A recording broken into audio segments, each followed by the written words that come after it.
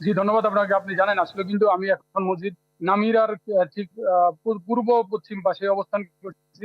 এখন আমি আছি একটি তাঁবুতে, যে তাঁবুতে যে এখানে প্রায় 600 থেকে 700 হাজি অলরেডি এসছেন, এখানে আছেন। এবছর আপনি জানেন যে 25 লক্ষ, সবচেয়ে বেশি হাজি এই বছরেই এই কিন্তু সৌদি আরবের সমাগম হয়েছে।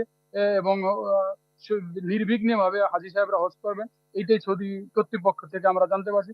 পাশাপাশি এখানে যে তাপমাত্রাটা তা এখন 46 চলতেছে, এই তাপমাত্রা সহনশীল হওয়ার জন্য সৌদি আরবের যারা তাঁবুর মধ্যে আছে সবাই খুব নির্বিঘ্নে খুব আছে, ভালো আছে। আমি এখানে একজন মানুষ পেয়েছি যিনি দীর্ঘ 24 বছর হাজিদের খেদমত করেন এবং হাজিদেরকে নিয়ে তিনি আসেন।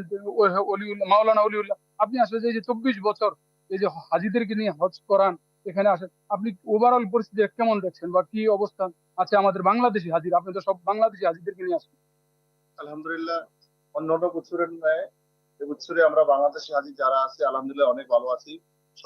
সর্বপ্রথম ধন্যবাদ জানাই সৌদি সৌদি আরবের রাজিক সরকারকে।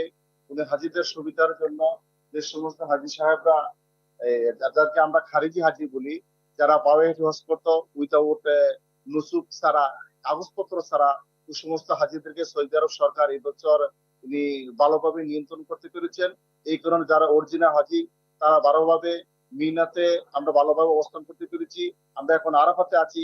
আরাফাতে অন্যান্য বছর আমরা যেরকম ভাবে দেখি যে রোডের মধ্যে প্রচুর হাজির সমাগম, যারা শুধু কাগজপত্র ছাড়া হজ করতে চলে আছে, ওই সমস্ত হাজিগুলাকে এবছর আমরা আরাফাতে দেখতেছি না। নগদে 500 টাকা বা তার বেশি পেমেন্টে পেতে পারেন ঢাকায় জমিসহ 20 কোটি টাকার পুরস্কার।